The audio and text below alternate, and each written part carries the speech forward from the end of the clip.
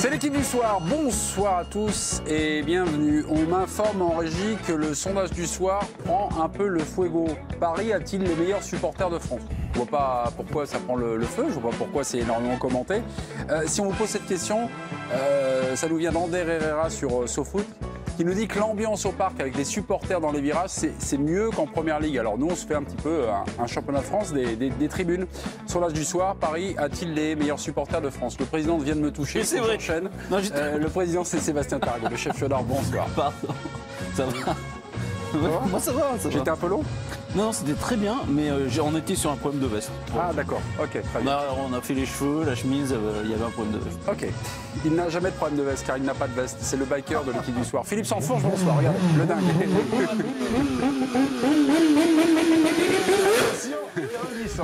Il a cédé. Il faut que les gens sachent. Il a basculé ou il a cédé? Il a complètement basculé. Ah, il a basculé, ouais. Il arrive avec son petit sac à dos et à l'intérieur du sac à dos, il a le cuir. Mais en aucun cas. Oh le menteur! Je change de cuir.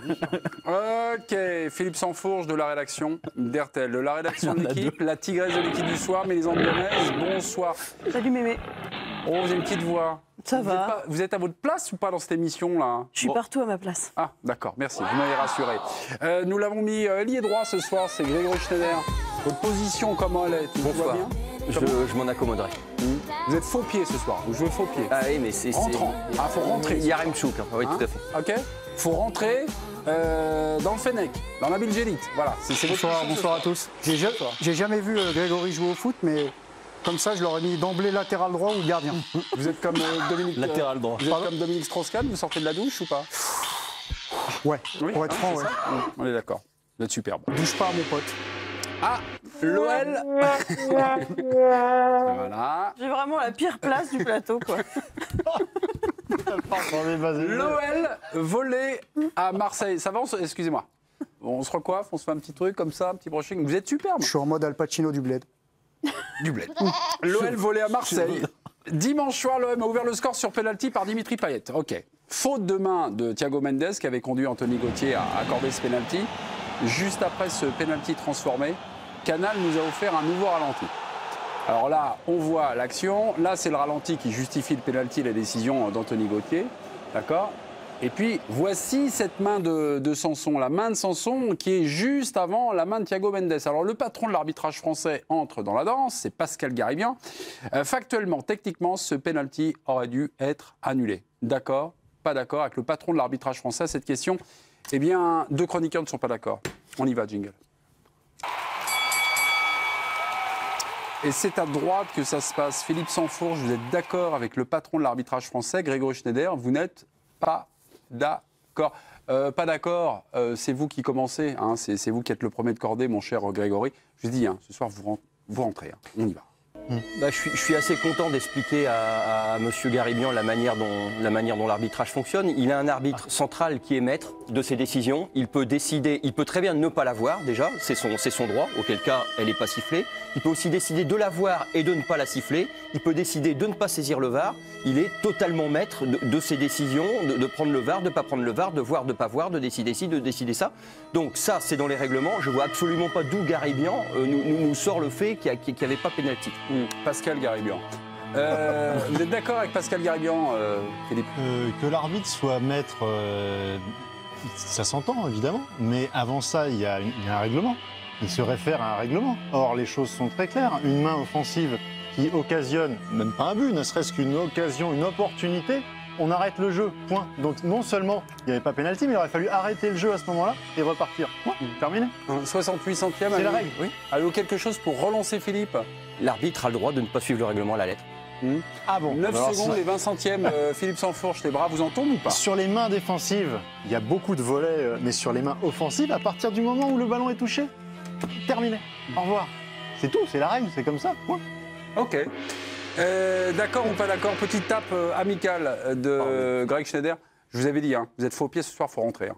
Il n'y a pas de geste de fair play comme ça dans cette émission. Pas vous ce soir. Donc Garibian peut-être. Compte Twitter de l'équipe du soir, vous votez pour Grégory Schneider qui n'est pas d'accord avec Pascal Garibian ou vous votez Philippe Sansfourche. Si vous êtes d'accord avec Pascal Garibian, le penalty n'aurait pas dû être accordé donc dimanche soir lors de l'Olympico. Le président est là, on y va. Philippe ou Grégory? Je suis très embêté. Bon, c'est impossible de donner le point à Grégory. Pourquoi Mais Pourquoi c'est impossible? on discute a posteriori. Donc forcément, on discute de est-ce que le règlement aurait dû amener à ce que la main soit sifflée ou pas. Que l'arbitre soit juge et puisse se tromper, bon ben là, on dit, sinon il n'y a plus de questions. Je suis désolé, Greg. Hein. Mais sinon, il n'y a plus de questions. La question, c'est de savoir est-ce que l'arbitre s'est trompé ou pas. C'est pas de savoir si l'arbitre est juge de ce qu'il veut. Mais si, il a pu juger que ça ne se sifflait pas. Ouais, Non, mais c'est pas la question. Voilà, sinon, on n'en discute pas a posteriori. A posteriori, il faut parler du règlement. Moi, j'ai juste un doute. Là, il y a un moment, c'est cultissime parce qu'ils voulaient rendre les choses plus claires et c'est de moins en moins clair. Normalement, quand le ballon a touché une autre partie du corps, puis touche la main, il y a pas une action défensive. Le règlement n'est pas clair là-dessus. Par exemple, là, je l'ai pris sous les yeux de la LFP. C'est pas clair, c'est pas écrit que c'est sur une action défensive, offensive. Ah bah si, mais moi j'ai les mêmes règlements en juillet 2019. Ouais. Mais donc, à partir du moment où c'est sur des actions défensives, le point va évidemment à Philippe dans ce cas-là. Selon les nouvelles lois du jeu édictées par l'International Board et entrée en vigueur le 1er juin dernier, toute main d'un attaquant, c'est bien le cas. Il n'est pas attaquant, il est milieu de terrain. Il faudrait qu'on nous fasse ça, c'est une intervention 6. Toute main d'un attaquant en situation offensive. En situation offensive, vous m'accordez que Morgan Sanson est en situation offensive, doit être sanctionné, peu importe son caractère volontaire ou involontaire. Oui, mais si ça touche, il y a une.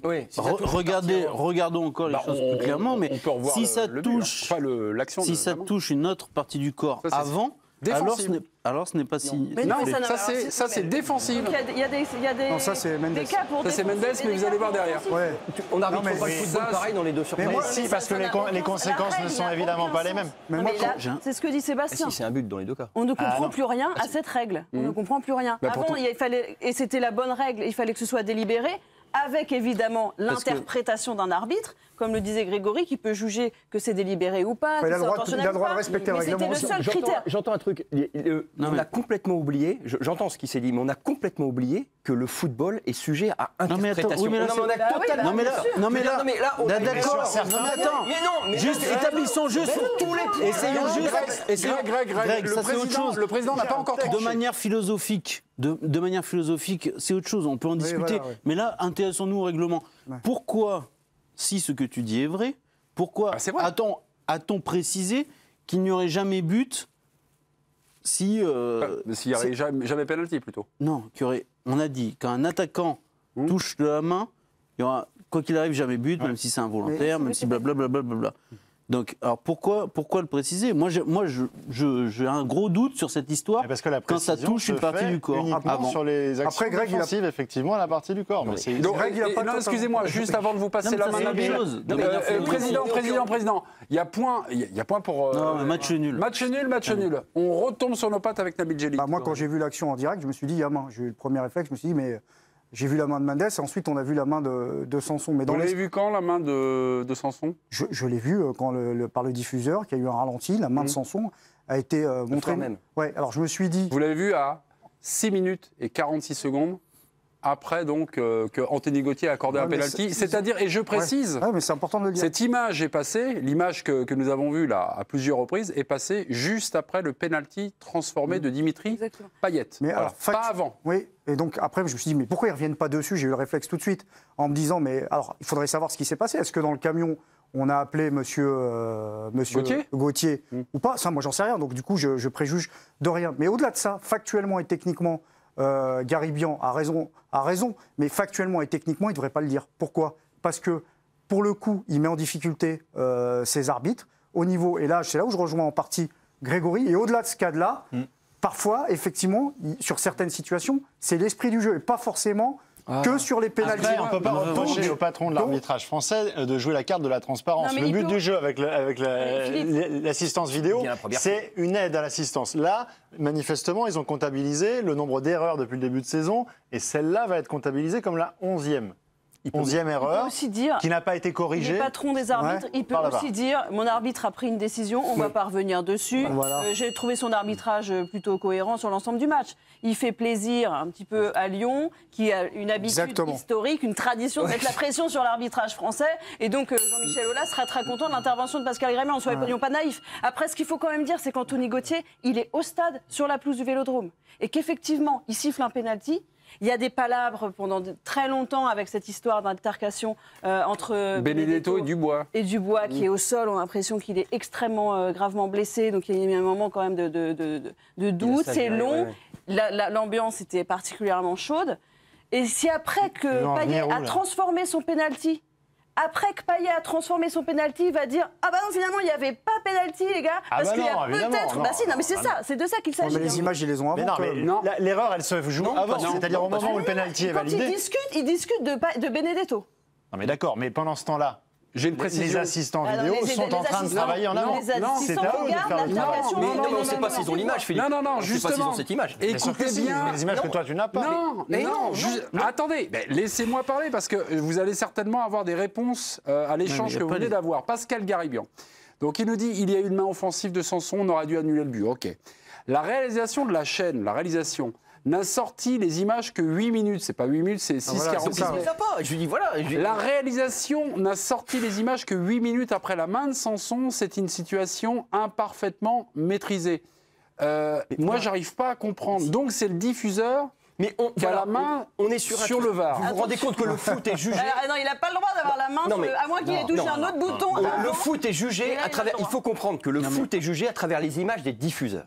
Les images des diffuseurs sont faites pour faire exister un spectacle. Elles ne sont pas faites pour arbitrer en principe. Seulement, on les récupère et on les sort de leur destination naturelle pour arbitrer. Donc ça, c'est l'un des problèmes multiples. Parce qu'on va même aller plus loin. Si c'est BeIN qui filme, vous trouvez normal qu'on arbitre les matchs du PSG avec des images BeIN. Vous trouvez ça normal? Moi, je trouve ça pas normal. Donc on peut continuer. Mais mettez-vous en tête que c'est avec les images des diffuseurs. Et on s'en sert pour arbitrer, rendre la justice. Ça n'est pas le même but.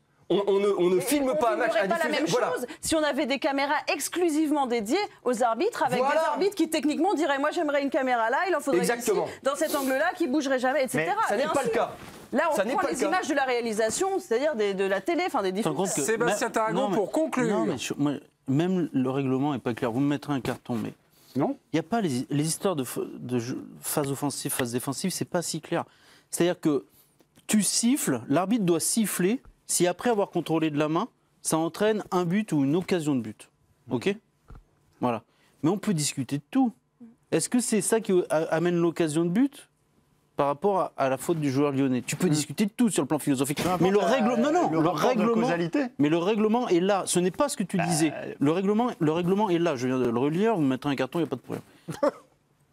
Donc ce n'est pas cette histoire de phase offensive et phase défensive. C'est si ça entraîne un but. C'est si ça entraîne un but ou une occasion de but. En revanche, si tu es attaquant, que ça touche ta tête, ça touche la main, derrière il y a le bazar. Ça continue à jouer, il n'y a pas main. Mais si. Alors à ce moment-là, c'est ce que Pascal Garibian m'a expliqué il y a 2 heures. Écoute, je t'invite à relire les choses clairement.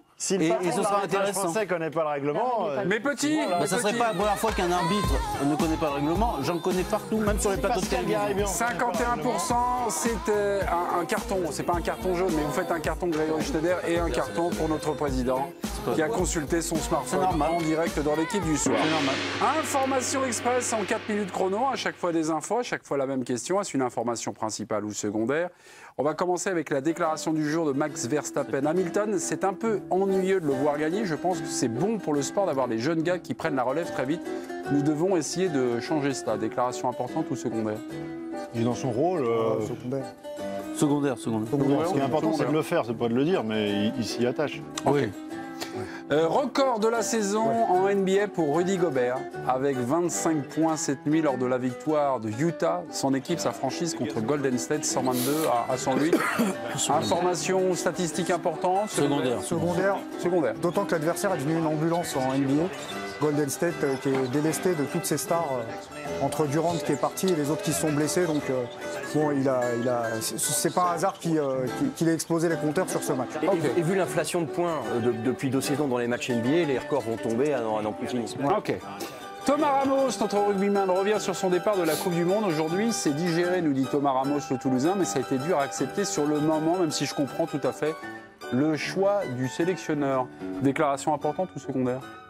C'est fini la Coupe du Monde de rugby ou ça Oui, c'est fini. C'est Thomas Ramos. Ouais, mais okay. c'est relativement secondaire parce qu'il dit je suis déçu, mais il ne rentre pas dans le lard non plus, donc il n'y a pas de polémique, il n'y a pas de rebond possible, il n'y a pas de. Heureusement qu'il est déçu. Bah, je vois pas où elle est. Tu l'aimes bien, toi, Thomas Ramos? Ouais. Comme joueur? Ouais. Comme mec surtout. Et Pierre Gasly sera au volant d'une Toro Rosso, c'est de la Formule 1 pour la saison prochaine. L'écurie sera baptisée Alpha Tauri. Important, secondaire? Important. Parce que c'est un Français en Formule 1. Bah oui, quand même. C'est la catégorie Rennes. Ah oui. Volant, il y a 25 pilotes privilégiés. Je dis pas que ça me passionne, mais oui, c'est important quand même dans le sport français. Ouais. Ok. Mais pas plus que ça, finalement. Roger Federer gagne enfin. Oui. Non, mais on va. Roger Federer gagne enfin son premier match au Masters de Londres, une victoire donc contre l'Italien Matteo Berrettini. Le point marqué, m'indique-t-on, est fantastique. Oh ouais. J'ai pas vu. Bah, regardez. Ah, c'est Federer, hein. Ouais, c'est grâce. Tout est fantastique. C'est une victoire importante. Bah oui, puisqu'il avait perdu contre Thiem, donc sinon il risquait quand même de faire les valises. Donc il reste en vie dans le tournoi, c'est très important. Et jeudi, donc, il y aura un billet éventuellement pour le dernier carré face à Novak Djokovic. Sacré match. Ouais. Ok. Ouais, on s'en fiche un peu. Bah non, mais ce qui compte, c'est les grands chelems dans le tennis. Ah, ouais. Le Master. Le Master, le Master, c'est un petit quelque chose quand même. D'ailleurs, tout le monde se rue devant la télévision. Ah, mais oui. Non, mais c'est. La finale en plus, c'est vrai qu'il y a quelques. C'est pas le grand chelem, ça ne vaut pas un grand chelem. Loin de là. Quand même. Non, mais les spécialistes, bien sûr, qui vont regarder le Master, ça va de soi. C'est les meilleurs qui s'affrontent, mais ça ne vaut pas un grand chelem. Ça ne vaut pas un grand chelem. Il y a 4 grands chelems. On va dire que le 5e événement, c'est celui-là. Donc, c'est pas mal quand même, voilà. Tout à fait. C'est un peu dévalué, moi, je trouve. Non. Non, mais je me souviens que dans mes jeunes années, lorsque c'était au Madison Square Garden, sans les couloirs et tout ça, il y avait un truc un peu magique. Aujourd'hui, on a l'impression que c'est un Masters 1000 en plus. Non, mais ce qui est magique. Faites gaffe, c'est important. Ouais. Non, parce que dans le sport, le problème, c'est qu'on voit tellement d'images par rapport à l'époque dont vous parlez. Ouais. Il y avait le côté magique existait pour la NBA aussi, ça n'existe plus. Parce qu'on voyait peu d'images. C'était nouveau, c'était mythique aussi à cause de cela. On vieillit, mon ami. Je comprends pas pourquoi on joue plus. Ok, d'accord. C'est une relance de vieux cons. Non, nous sommes des vieux cons. Non, mais Sébastien, il a raison. Moi, la NBA aujourd'hui, ça me fait rien, alors qu'avant. Ouais, ça, non, je suis pas d'accord. Mais pour quelqu'un qui. Enfin, toi, tu dis que Michael Jordan est un petit joueur des années 90, donc c'est difficile de discuter. Pour ceux qui ne sont pas des puristes et qui ne suivent pas le tennis de manière hebdomadaire, que Federer se fasse éliminer du Master 1000, c'est du chinois, quoi. D'accord. Non, mais je veux dire, moi, C'est du personnellement. Masters, hein. C'est pas Masters 1000. Pardon Du Masters. Ouais, du Masters 1000. Thomas Masters. Non, pas 1000. Pas 1000. 1000, c'est les catégories. Très bon tennisman autrichien, Thomas Masters. Un Masters dans la carrière d'un tennisman professionnel. Voilà, déjà y être, c'est quand même un sacré truc. On ne parle que des grands chelems sur le retour. Et puis, on n'aura pas le temps. Sur un de son gars qui participe au Masters, je pense qu'on fera des débats. Ouais, mais bon, il se ferait éliminer. Mes petits, on n'a pas le temps d'en parler, mais Warren Gatland a décliné le poste de sélectionneur des All Blacks, l'ex-sélectionneur du Pays de Galles. Et donc, sur le marché, on parlera de Tony Parker, mais dans la deuxième partie. Comment Vraiment, c'est super. Ok, mes petits. Pep Guardiola, donc, est conseillé par José Mourinho. José Mourinho conseille Pep Guardiola après la défaite de son club City à Liverpool dimanche. Sur Sky Sport, Maître Mourinho nous dit ceci. Chaque fois que je jouais contre Liverpool ou contre une équipe d'un niveau équivalent, j'étais toujours préoccupé par la distance qui séparait mes 4 défenseurs. Quand une équipe joue ainsi, Firmino en se faufilant entre les lignes et créant le doute, lorsque Salah et Mané veulent se placer dans les espaces, vous devez jouer plus que jamais avec une distance plus courte entre vos défenseurs. Mourinho est-il de bons conseils? Oui. Ah oui.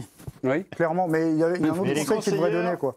Il y a ce conseil-là, on peut en parler, on va certainement en parler tactiquement, mais il devrait aussi donner. Alors, il n'a pas toujours été bon, lui, du côté de Manchester United, mais c'est des conseils de recrutement aussi à Manchester City. Parce que si devant, il y a un déséquilibre absolu, si devant, ils empilent des joueurs phénoménaux, entre guillemets, derrière, en revanche, avec Otamendi, même si ce n'était pas lui qui était concerné, Stones, Fernandinho qu'on remet derrière, je veux dire, cette équipe de City, elle n'a pas été construite de manière complètement rationnelle. Un génie. Donc, alors évidemment, tactiquement, c'est sûr qu'ils se mettent dans les intervalles et qu'il faut être resserré au maximal. En plus, ils font des appels coordonnés, c'est des joueurs extrêmement intelligents, avec même du génie. Alors évidemment qu'il faut être vigilant. Mais moi, Manchester City, et c'est mon coup de gueule dans cette émission, tu ne peux pas gagner la Ligue des Champions avec une défense d'Europa League. Okay. Alors là d'ailleurs, il vient quand même de nous aller City à être champion d'Europe. Franchement, c'est mérité. Non, j'ai dit tu ne peux pas gagner. Justement, si tu l'as dit, ça veut dire qu'ils vont sans doute. Non, mais moi, ça fait longtemps. Je veux dire, mais il y a un moment. Attendez, Sébastien veut parler. Écoutez le président. Le conseil de Mourinho, il est très précis sur les lignes resserrées, mais et il a raison. Mais ça va au-delà des 4 défenseurs, bien au-delà. Moi, j'adore Pep Guardiola. Je trouve depuis 1 ou 2 saisons qu'il est un peu dans une recherche un peu d'esthétisme exacerbé.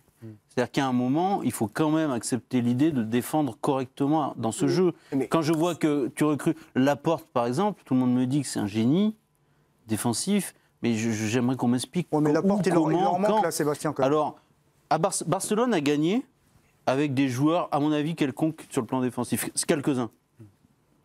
Mais c'était une équipe défensive. Défensivement, Barcelone, c'était extraordinaire. Parce qu'il y avait un pressing incroyable. Et je trouve qu'à City, il n'y a pas ça. Il y a trop d'espace, effectivement, entre les lignes. Et il y a trop de facilité pour marquer des buts assez rapides. Mais il y a des joueurs individuellement moyens. Ils ont été 2 fois champions d'Angleterre après des compétitions extraordinaires. L'année dernière, ils se font sortir sur un poil de chameau contre oui, mais en fait, tu ne vas pas me dire que c'est le hasard si à chaque fois... l'année dernière, oui. L'année dernière, oui. Ça n'existe pas. Tu ne peux pas perdre à chaque fois. L'année dernière, c'est un coup de VAR. Sissoko, il est au vestiaire. Ça tient à rien. Mais c'est pas le hasard non plus. Si à chaque fois si très souvent, quand on va jouer Manchester City ou en général les équipes de Guardiola, c'est un spectacle fascinant. On dit la même chose. Les critiques depuis le match de City, on fait les critiques à City contre Liverpool, les mêmes qu'on faisait au Bayern quand ils tombaient sur un os en Ligue des Champions, quand c'était Guardiola, parce que c'était une équipe déséquilibrée. Parce que c'est des prises de risque tactiques qu'il assume totalement. Oui, mais il y a les qualités individuelles. Vous croyez que Guardiola, il n'est pas au courant qu'il faut de la distance? Non, mais je ne suis pas d'accord avec toi. Bon, vous n'avez pas pensé à ça? C'est gentil parce qu'il ne savait pas. Non, mais attends. Mourinho, il ne donne pas de conseils. Je pensais qu'il fallait écarter les lignes. Il sait très bien ce qu'il fait, ne le prenez pas pour un neuneu. Il sait très bien que ça va. Mais qui le prend pour un neuneu? Non, mais ça peut partir très vite dans le dos. Mourinho, comme s'il a. Non, mais tu peux assumer ton déséquilibre. Je suis pas d'accord avec toi là-dessus. Tu peux assumer ton déséquilibre et recruter. Nabil, Mélisande, c'était le mot de la fin. On marque une pause. Assumer son déséquilibre. On marque une petite pause. À tout de suite. Ciao. C'est déchirant.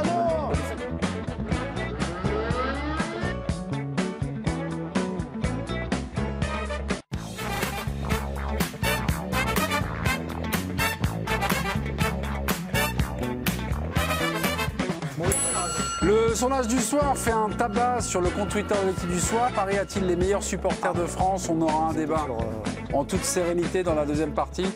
Si vous vous sentez visé, un peu floué, supporter de l'Olympique de Marseille, supporter de l'OL, supporter de quel autre club autre club que le Paris Saint-Germain, vous pouvez passer par le compte Twitter de l'équipe du soir quand on aura le débat pour nous dire et pour défendre finalement votre club en disant nous on a les meilleurs supporters, mais pourquoi? Voilà.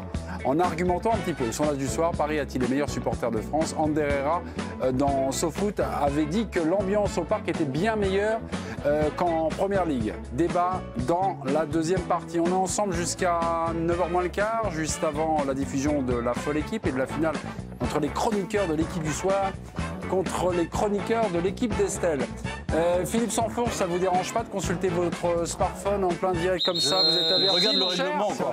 Il relit le règlement. Philou et Grégory Schneider, Nabil Gély, Mélisande Gomez et le président Sébastien Tarago. Mais en France, on a des gens qui préfèrent ne pas suivre les règlements. Mes petits. Mourinho, conseil Guardiola, on trappe. Benzema contre Cristiano. C'est vous le patron de cette émission? Qu'est-ce qu'il y a? C'est vous qui avez accédé le championnat atomique? Guardiola, je crois qu'on n'avait pas fini. Il y avait de la frustration à la pub. Du côté de Grégory Schneider. Mourinho, conseil Pep Guardiola. Je voulais dire un truc, c'est que selon mes informations, Guardiola, c'est quand il a entendu Mourinho, quand il a entendu cette phrase de Mourinho, il s'est dit c'est ballot, j'avais justement oublié l'espace entre les défenseurs. Et il a d'autant plus prêté attention à ce qu'a dit Mourinho que Mourinho, quand il a eu le DEPF au Portugal, il avait pris option espace entre les défenseurs. Donc Guardiola s'est dit merde, j'ai tout préparé, pas l'espace. Donc j'en suis gré. Vas-y, c'était pas 2 minutes.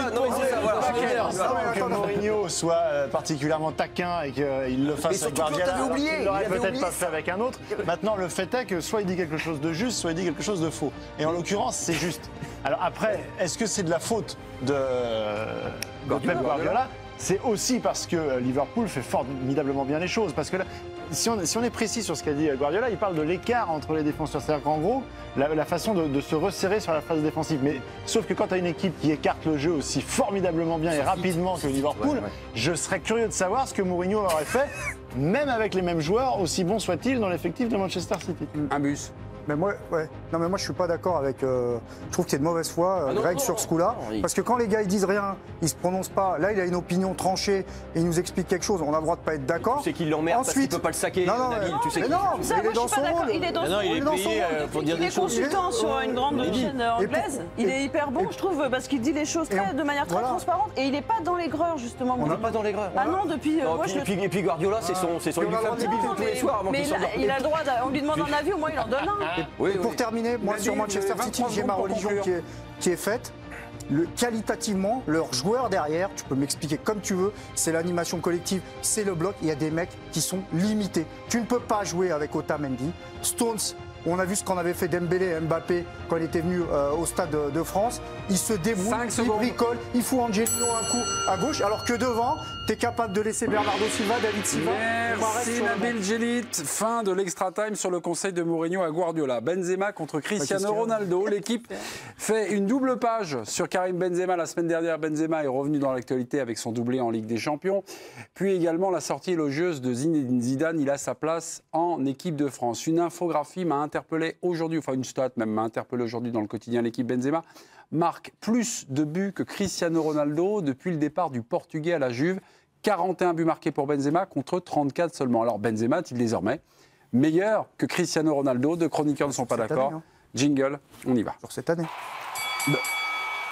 C'est depuis ce matin, je crois, à l'entraînement d'aujourd'hui. Attends, parce que là, j'ai été... Benzema marque plus de buts que Cristiano Ronaldo depuis le départ du Portugais à la Juve. Benzema est-il désormais meilleur à cette date-là depuis le départ de Cristiano? Lisez la rivière, vous avez répondu oui, Nabil Djellit. Si... Moi, je vais assumer... non, Mélisande Gomez. Oui, Nabil Djellit. Comment? Je crois que c'était Greg. J'ai disparu. Non.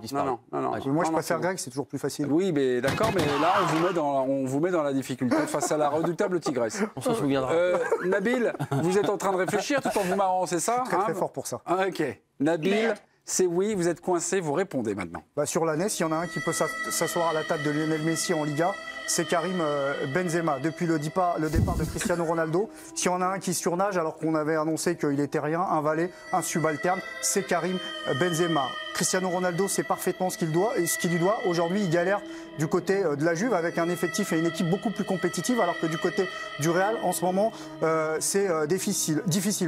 S'il y a un numéro 9 actuellement qui est performant sur la planète, c'est Karim Benzema avec Lewandowski. Ronaldo, dans ce rôle-là, aujourd'hui, il est en retrait sur cette séquence-là. Merci Nabil. 30 secondes, c'est non pour Mélisande Gomez. Pourquoi? Non, mais c'est une plaisanterie, quoi. Nabil nous explique que Benzema surnage depuis le départ de Ronaldo. J'aimerais bien savoir combien ils ont gagné de Ligue des Champions au Real depuis le départ de Ronaldo et combien ils en avaient gagné les 3 saisons précédentes.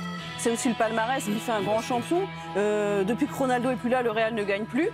Et puis à la Juve, alors tu lui expliques qu'il est en difficulté, il a mis plus de 20 buts sur sa première saison de Serie A, parce qu'il y a aussi un moment donné où il faut s'adapter.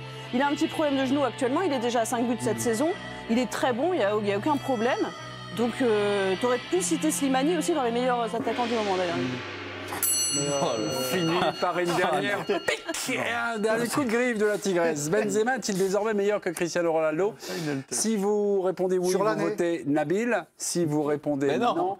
Est-il désormais meilleur? Attends, il ne faut pas me prendre pour un abruti. Si on me demande, non mais clairement, si on me demande si Benzema est plus fort sur sa carrière que Ronaldo, non. Mais sur l'année, je suis désolé, il y a des arguments pour penser que Benzema fait une meilleure saison que Ronaldo. Non, mais il ne faut pas me faire passer pour ce que je ne suis pas. Je veux dire, je ne dis pas que Benzema est plus fort que Ronaldo. Je pense que c'est une mise au point nécessaire, mais je pense qu'il n'y avait pas forcément un levé d'ambiguïté dans la question. Depuis le départ, voilà, exactement. Compte Twitter de l'équipe du soir. Nabil, Mélisande. Le président est demandé, Nabil, Mélisande, un arbitrage en douceur, s'il vous plaît, car un des chroniqueurs est sous tension. Merci. J'aimerais même lui donner le point, du coup. Non, mais je veux que tu sois honnête. Mais non. Surtout que Mélisande s'est permis un petit tacle à la carotide dont elle a le secret. Ça ne me dérange pas. C'est pas très élégant, mais bon, c'est pas grave. C'est honteux. Islam Slimani, à la fin. Mais tu vas avoir le point. Islam Slimani. Mais non, ça c'est un running gag. Non, mais avec ça me Nabil. dérange pas. Tu Parce que je sais fais. que t'adores Slimani et c'est vrai qu'il est très bon. Mais non, mais ça me dérange pas. Je veux dire, le tacle à la carotide ne me dérange pas. Et donc le point ira à Mélisande, évidemment. Évidemment. Oui, parce que je me suis aussi... Là, je crois qu'elle commence sa déclaration en disant c'est une plaisanterie. Et effectivement, quand j'ai eu votre camarade Et le réflexe. de jeu, je lui ai dit c'est une plaisanterie. Et oui, je ne vois pas comment on peut envisager les choses de la sorte. Évidemment, préambule, ce que fait Benzema est fantastique, bravo à lui. Mais le comparer à Ronaldo, même aujourd'hui, ça me paraît audacieux. Le Real Madrid, cela a été dit. En ce moment. Le Real Madrid, cela a été dit, ne gagne rien. Mais la avec Juve, ils ont gagné la Benzema. Ligue des Champions. La Juventus Turin, me semble-t-il, a au moins gagné la Serie A. Ce n'est pas le cas du Real Mais ils Madrid. sont tous seuls en Serie A. Et dire que Benzema est à la table de Messi. Alors bon, sur la saison, on n'est oui, plus dans la concrètement. plaisanterie, c'est-à-dire que là je m'étouffe un tout petit peu. Donc le point ira à Mélisande. Le président vient de faire une fausse route en direct dans l'équipe du soir. Grégory Schneider, je vous ai vu. Mais bien battu, quand même. Je vous ai vu bien entendre, écouter attentivement l'arbitrage du président, Il était pas reprendre d'accord, également il était pas les arguments de Nabil. Et il y a peut-être quelque chose que vous allez nous dénouer, mon cher Grégory. Je pense que Cristiano Ronaldo, c'est encore un mec autour de laquelle tu construis tout le reste. C'est-à-dire que tu prends Cristiano Ronaldo et après, tu te donnes les moyens parce que le mec peut t'amener sur un succès en Ligue des Champions. Il y a très peu de joueurs comme ça. C'est le cas, la Juve ? Oui, je pense que oui. Et il y a quelque chose qui me... C'est comme lui qui sort l'Atlético Madrid l'année dernière à lui tout seul. Alors, c'est pas... Ensuite, ils se font rincer par l'Ajax, mais le Real aussi. L'Ajax, c'est une équipe très forte. Enfin, je suis pas... J'envisage ce que dit Nabil. Benzema est un joueur phénoménal. C'est l'un des 5 plus grands joueurs. J'ai aucun doute. Mais pour l'instant, Ronaldo... Ça me semblerait l'enterrer un peu vite que de dire il est plus ce joueur qui est capable de porter tout le dispositif sur les épaules. Benzema, je ne pense pas que Benzema soit capable, malgré son immense talent, de porter tout le dispositif sur les épaules. Cristiano Ronaldo, en tout cas, a été ce joueur-là et je pense qu'il n'est pas à y penser qu'il l'est encore. Voilà, mais Greg, moi je sais pas. J'entends ce que tu dis, mais si on enlève Benzema du Real, on l'enlève et c'est pas Ronaldo qui part. Et si on prend Ronaldo, on lui demande de porter le même Real. Est-ce qu'il gagnerait la Ligue des Champions ? Je m'interdis. Je suis pas avec sûr un Modric qui a arrêté après le Ballon d'Or. Attends, je termine. Avec Modric qui a arrêté de jouer après le Ballon d'Or, avec Marcelo. Mais je suis pas sûr. Je suis pas sûr que non. J'entends ce que tu dis, mais je suis pas sûr que non. Qu'ils aient des meilleurs résultats, je peux l'envisager, mais je ne suis pas persuadé qu'avec ce Real-là, on a un doute. Il aurait gagné la Ligue des Champions. Et d'ailleurs, je pense qu'il n'aurait pas gagné. On ne peut pas être persuadé. Il a gagné la saison précédente, il est décisif, comme aucun autre joueur dans les matchs à élimination. Ce que vous oubliez dans l'histoire, c'est que vous isolez ces deux individus avec leur talent. Et pour moi, ok, Ronaldo, il est bien plus grand. Sauf qu'aujourd'hui, le Real, dans le cycle dans lequel il traverse, tu peux mettre Ronaldo, je ne suis pas persuadé qu'ils sont à l'arrivée. Philippe Sansfourche.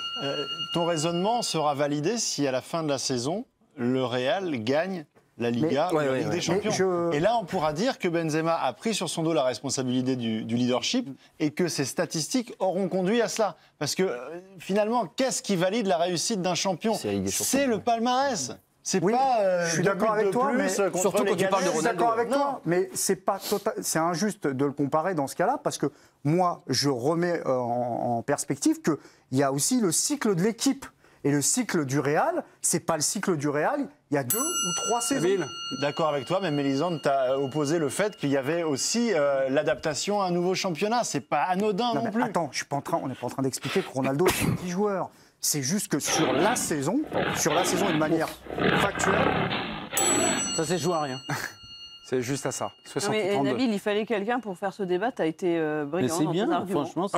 Brillant comme Jimmy ou Non, brillant comme C'est Nabil. nul. Nadal s'agace à présent. Hier en conférence de presse au Masters de Londres, Rafael Nadal s'est agacé d'une question d'un journaliste. Je vous propose de découvrir cet échange entre l'Espagnol Rafael Nadal et le journaliste italien Ubaldo Scanagata. Yes. Well, tonight you were playing very short many times. I don't know why, because you're not used to that. But I'd like to know, for many people to get married is a very important and distracted thing. Before the marriage, during the marriage, after the marriage. I'd like to know if somehow your concentration on tennis life has been a bit different, even if you were going out with the same girl for many Honestly, are you asking me this? Yeah. Is it a serious question or is it a joke? Is it serious? Yeah. Yeah.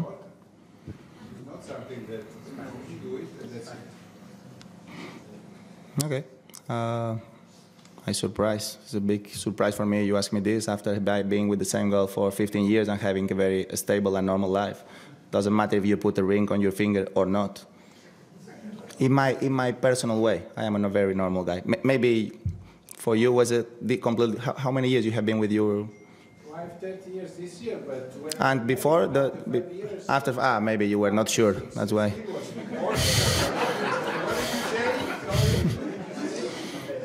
Okay. Okay, we move to Spanish because that's bullshit. Bon, l'esprit de la question, votre mariage va-t-il distrait du tennis, un peu éloigné? Est-ce que c'était vraiment une question stupide? Non, c'est un naufrage. Ici, on est bien placé pour poser des jugements, parfois sur des joueurs, sur leur façon. Ils ont bien joué, ils ont mal joué. Voilà, on est tous journalistes autour de cette table. Moi, ce monsieur, je veux bien le rencontrer, qu'on s'explique, mais c'est un naufrage. Ce qu'il fait là, c'est tout ce qu'il ne faut pas faire. Ouais, mais moi, je suis pas d'accord. C'est la contre-vérité totale. Non, mais c'est pas possible. C'est-à-dire qu'il y a tout. C'est-à-dire qu'il y a le mélange. Il y a le mélange de la vie privée et de la vie professionnelle. Et on passe quand tu parles de. Comment tu peux juger de. T'en parles pas? Ah non, mais alors là, on est sur autre chose, là. On est sur autre chose, c'est-à-dire savoir tout de suite parce que j'ai pas parlé. Hein. Alors savoir si un joueur, savoir si un joueur se couche à la bonne heure, savoir si un joueur s'alimente correctement. Ouais.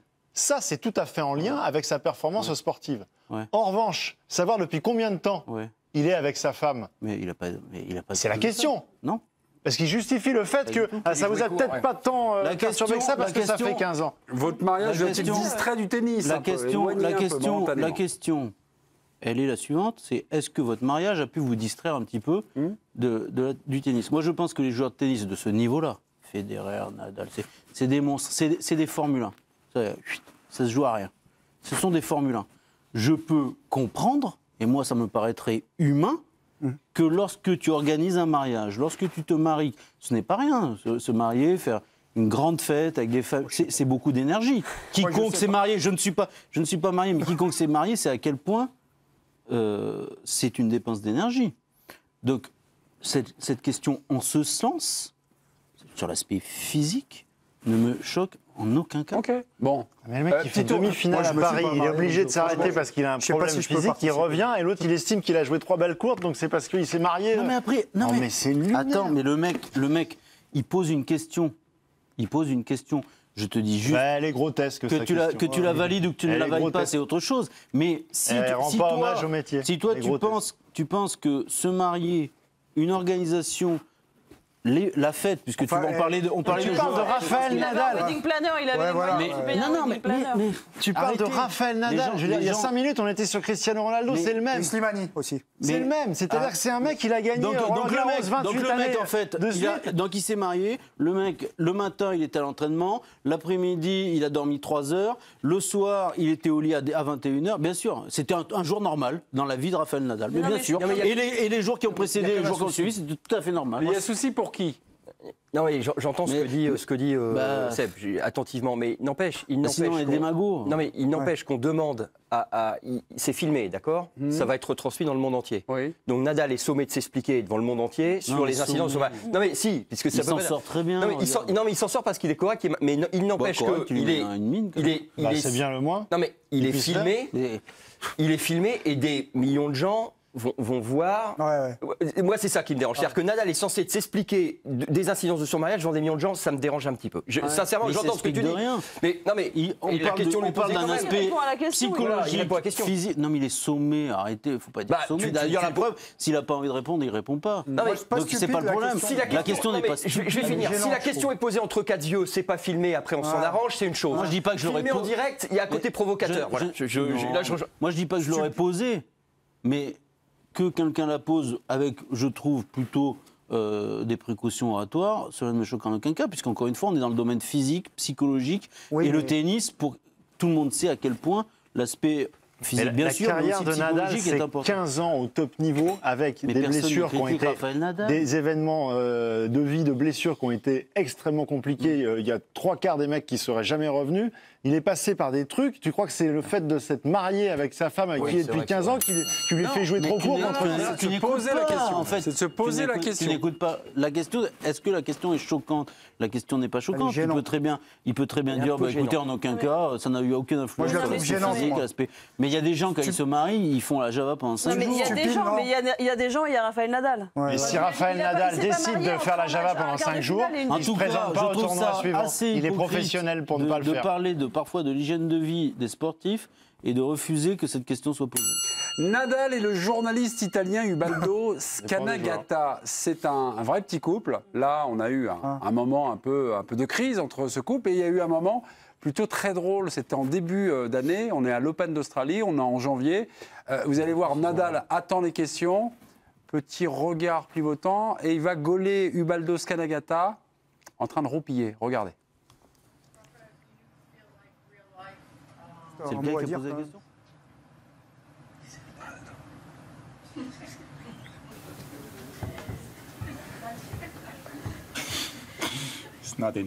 Ce n'est pas intéressant aujourd'hui?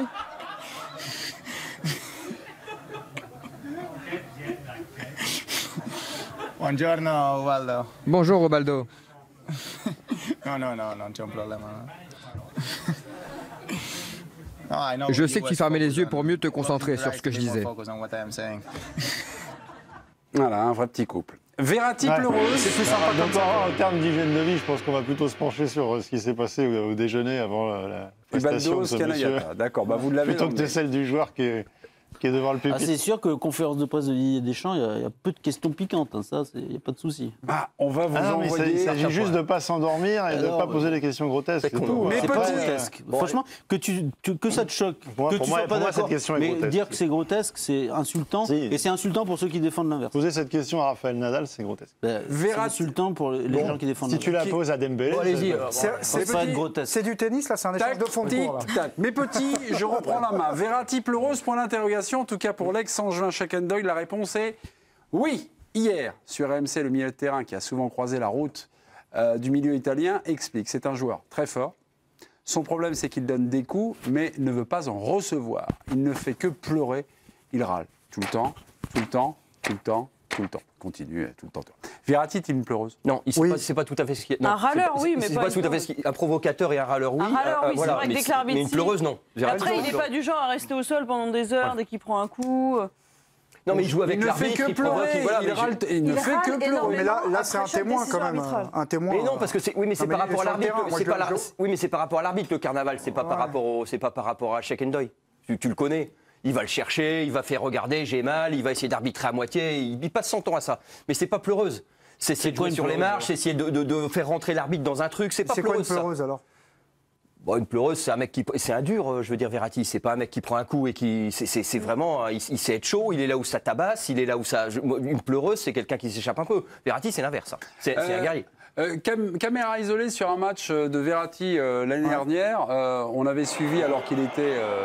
C'est l'arbitre, c'est toujours l'arbitre. Voilà. Vous le voyez, c'est vrai qu'il y a un petit couple. C'est pas forcément avec son adversaire. C'est l'arbitre. Mais c'est avec l'arbitre. Voilà. Et en plus, avec Thiago Motta, il était abonné. Là, tu te dis quoi? Tu dis quoi là? Il fait quoi là? Il pleure un peu auprès de l'arbitre. Il fait que chialer là. Mais non, il rentre dans la tête de l'arbitre. Non. Ah si. Il rentre dans la tête de l'arbitre. Quand t'es un acteur du foot, moi je suis pas sur le terrain. Moi si je suis sur le terrain, le mec il arrête pas de venir me voir.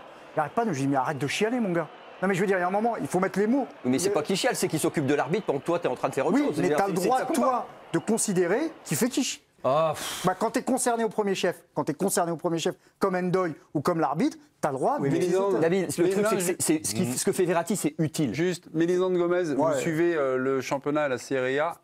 C'est culturel? Un petit peu. C'est un petit peu ou c'est un cliché ce que je dis là? C'est un peu un cliché parce que c'est dans le caractère intrinsèque de Verratti et s'il avait été suédois ou algérien ou espagnol, je pense qu'il aurait eu le même tempérament avec les arbitres. Quoi. C'est-à-dire que c'est pas... Mais la contestation, le fait de toujours faire du... Non, c'est rien, ne vous inquiétez pas. Je crois que c'est juste un petit micro, mais on entend toujours... Non, mais c'est une bouteille d'eau. C'est une bouteille d'eau. Après, oui, il y a toujours en Italie des joueurs qui sont un petit peu censés aller influencer l'arbitre dans les 11. Ah oui. Il faut lui parler. On voyait que voilà, quand il n'y a pas, ça manque. On a vu le fameux remontada où Mota n'était pas là. Il faut quand même qu'il y ait quelqu'un dans les grands clubs, dans les grosses équipes. Il y a quelqu'un qui, en général, voilà, on parlait du Real, du Barça, ces grands clubs-là, il y a toujours les mêmes autour de l'arbitre. Il y en a des fois beaucoup trop. Hein. Je me souviens, l'Atlético, c'était très pénible. Hein. Simone, il leur dit d'aller en nombre à chaque coup de sifflet. Ça fait partie du jeu un petit peu. Et Verratti le fait de manière...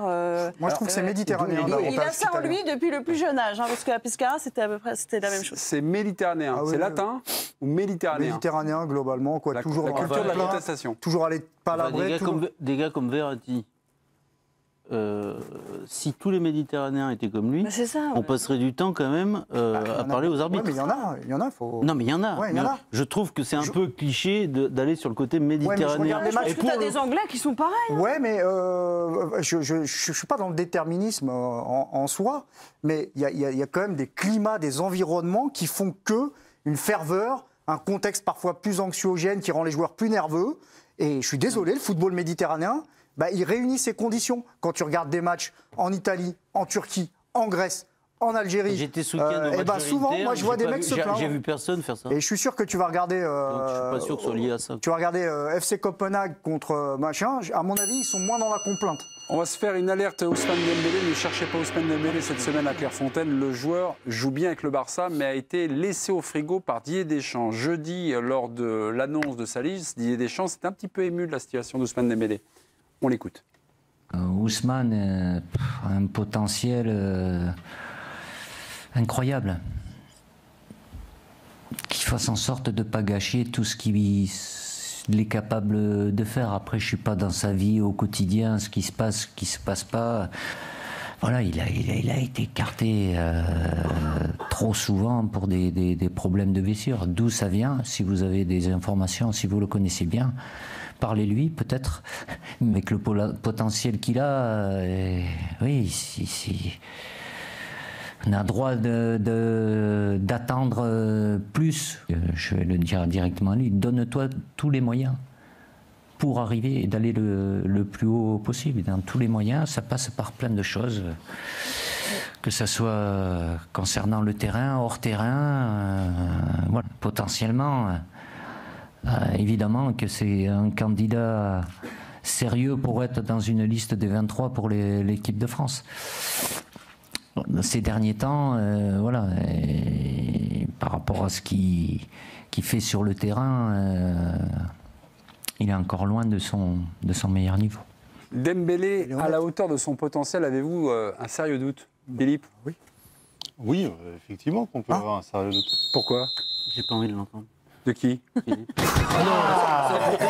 Alors, non, vous savez pourquoi? Là, j'ai senti, tu n'as plus le droit de parler. J'ai senti qu'il allait dire un truc grotesque. Une bien belle image de l'arbitrage. Moi, j'ai beaucoup d'affection pour mes confrères. Je veux lui éviter cela. Une bien belle image de l'arbitrage. Ça parlait de tacle à la carotide. Non, le président a le droit d'actionner une fois par émission le champignon atomique et une fois un carton rouge pour aussi protéger son vil peuple et ses chroniqueurs. Oh là là. Mes petits, donc pas Philippe. Philippe pendant 1 minute au frigo. Oui, mes petits. Bien sûr, on a tous. Vous avez un sérieux doute? Il y a doute et sérieux. Donc c'est deux choses qu'il faut quand même. Il y a une nuance quand même. Moi j'ai un doute. Vous avez un doute, mais pas un sérieux doute. Voilà, c'est ça. Pourquoi? Parce qu'à minima, sur son talent, il est quand même déjà au FC Barcelone, quoi. Donc de toutes les manières, c'est quelqu'un qui est déjà à un certain niveau, qui a déjà démontré des choses du côté de Dortmund. On a vite oublié cette étape-là où il avait été fantastique. Non mais là, on parle de l'équipe de France, en fait.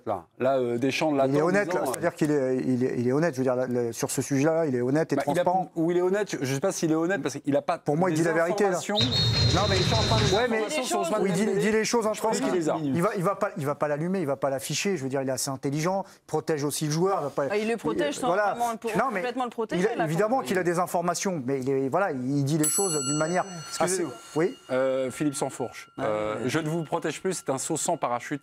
Que voulez-vous nous dire sur Ousmane Dembélé? Alors, Déjà qu'une faute d'arbitrage reste une faute d'arbitrage et qu'une compensation, c'est une deuxième faute d'arbitrage. Donc j'estime que ce carton est une compensation, donc décrédibilise totalement l'arbitrage de cette équipe. Concernant Ousmane Dembélé, oui, effectivement, c'est un garçon qui ne donne pas la pleine mesure de son talent. Et je vois déjà les procès d'intention sur Didier Deschamps, qui ne laisse pas s'exprimer les artistes, il l'a soutenu à de nombreuses reprises. Et en plus, j'ai envie de dire que c'est la liste dans laquelle il reprend un garçon comme Benjamin Mendy, qui a tendance quand même, on le sait, à avoir à peu près le même profil, d'être en capacité de parfois se laisser aller à une vie en externe du football qui peut déraper un peu. Donc je pense qu'il aura à nouveau sa chance, Ousmane Dembélé. Simplement, en ce moment, il a besoin de montrer un petit peu plus que... Je pense que Kingsley Coman, par exemple, peut se permettre de passer à travers un ou deux matchs. Parce qu'à côté, il montre des choses. Non, mais qu'il ait sa chance, il aura sa chance. Mais est-ce qu'il est capable de flinguer sa carrière? Mais non, mais là, c'est toute la question. Ou de faire une carrière à la hauteur de son potentiel. La hauteur de son potentiel, c'est d'être titulaire au Barça avec un potentiel pareil, Nabil, t'es d'accord? Oui, mais... C'est pas d'être au Barça sur le banc et de peut-être... Mais quand il est en état, il joue. Non, mais quand il est en état, mais il n'est pas assez souvent. Il n'est pas assez souvent. On parlait de Nadal, de Cristiano Ronaldo. Le potentiel, ça veut dire quoi? Là, on parle d'un potentiel technique. C'est tout. C'est-à-dire que techniquement... C'est un phénomène. Non, mais techniquement, c'est un joueur exceptionnel, mais ça ne suffit pas. Ça ne suffit pas. Il faut plein d'autres choses pour être un champion de très haut niveau. Et peut-être qu'il lui manque certaines de ces choses-là. Mais il est jeune, il faut aussi rappeler quand même qu'il est très jeune, parce qu'aujourd'hui, on est quand même assez pressé avec les joueurs. Mais le hors-terrain, moi je termine là-dessus, c'est trop facile, parce que quand les mecs, ils sont bons, ils peuvent avoir parce qu'il y en a, hors terrain, ils n'ont pas la bonne attitude, mais ils sont bons sur le terrain. Oui, mais là, ça impacte, là. Oui, ça impacte, mais il peut très bien continuer à être comme il est hors terrain et être très bon. Bah non. Oui, mais sur quel postulat on est sûr de ça? On est sûr de ça parce que Didier Deschamps, là, qui nous dit ça en conférence de presse, ça veut dire que c'est avéré. Enfin, mais en plus, on voit bien qu'il Deschamps est un méthodique. Non, mais là, je vais rejoindre Nabil quand même. Il y a notamment Piqué, c'était fendu de quelques déclarations en disant Dembélé pas sérieux, ceci, cela. Piqué passait son temps à travers la planète avant de la nouvelle formule de la Coupe Davis, personne ne lui disait rien. Effectivement, je trouve que ça tombe beaucoup sur Dembélé. Son club lui a quand même signalé, en le mettant dans les échanges marchands de cet été, qu'il n'avait plus vraiment besoin de lui. En gros, je pense qu'il n'y a peut-être pas que ça. Il est peut-être sur un spot qui n'est pas très bon à Barcelone. Ou c'est pas le c'est jamais sa faute. Non, c'est sans doute sa faute, mais c'est pas que. Moi, on ne dira jamais que c'est que de sa faute. Parce que déjà, s'ils sont incapables de le cadrer, c'est aussi de leur faute. Première chose. Donc, ils sont dans le coup. Ensuite, ça me semble quand même revenir assez souvent et être un peu une explication à tout. Le truc magique. Oui. Ah bah, Dembélé, c'est. Bah non, il y a quelque chose qui va pas. Est-ce blessure, Grégory? Oui, les blessures, mais c'est peut-être aussi autre chose. C'est peut-être une fragilité. Est-ce que c'est des blessures musculaires? Est-ce que c'est des blessures? Il y a peut-être quelque chose d'autre. Moi, j'en ai beaucoup. Non, mais je veux pas. En tout cas, ça me semble être le truc. Dembélé, c'est un branleur. Il y a quelque chose qui me va pas, moi. Voilà. C'est pas un branleur, c'est un fêtard. Mais c'est un fêtard. Je suis pas sûr que ce soit fêtard. C'est pas le mot. C'est pas ça. C'est le fait qu'il y a pas une maîtrise totale de l'ensemble. C'est que parfois, il peut se coucher très tard sans avoir fait la fête. Tu peux jouer à la PlayStation jusqu'à 4h. Oui, c'est plus ça. Voilà, c'est plus ça. C'est les oublis par rapport au médical sur des rendez-vous, des choses qu'il a. Voilà, il part en week-end. Et pourquoi lui, c'est tout le temps lui, on le sait, les autres, on sait rien, ils sont performants, donc on va pas y regarder. Il y a quelque chose qui peut dire qu'il n'y a pas que lui qui joue à la PlayStation jusqu'à 4h. Oui, et jusqu'à pas d'heure, certes. Mais c'est la question. Si le gars, il joue jusqu'à 4h et qu'il est à tous les matchs aptes, c'est quand même, quand on parlait de Souleymane Diawara, par exemple. C'est pas la question de sortir, pas sortir. Souleymane Diawara, on disait il sort, mais il était tout le temps performant à l'entraînement comme en match, donc il fait bien ce qu'il veut, il n'y a pas de souci. Mais à Dortmund, il était pareil. Pour jouer au foot, donc, mais il était bon. Mais si tu es tout le temps blessé, c'est un problème, ou trop souvent blessé par rapport à un potentiel que tu n'arrives pas du coup à exprimer. Ok mes petits, dans quelques minutes, c'est la folle équipe. Je vous explique, Estelle Denis, animatrice. D'un côté, les chroniqueurs de l'équipe du soir, de l'autre, les chroniqueurs de l'équipe d'Estelle. Un jeu, qui va gagner? Réponse dans quelques secondes. On se retrouve aux alentours de 22h48-49 à peu près. Pour la deuxième partie de l'équipe du soir, y aura-t-il un carton rouge donné par le président Tarago? Si, une fois par émission, mon petit. Non, c'est 2 fois par émission. Attention, parce que une fois par émission, voilà. Et l'émission s'arrête? Je ne sais pas. Dans quelques minutes, la folle équipe. J'ai lu le règlement. Ah non mais je le vire de l'équipe s'il n'a pas la réponse. 24 heures. Ah le con! Je passe. Je passe. Ah mais c'est un truc de malade. Oh là là, mais c'est pas vrai.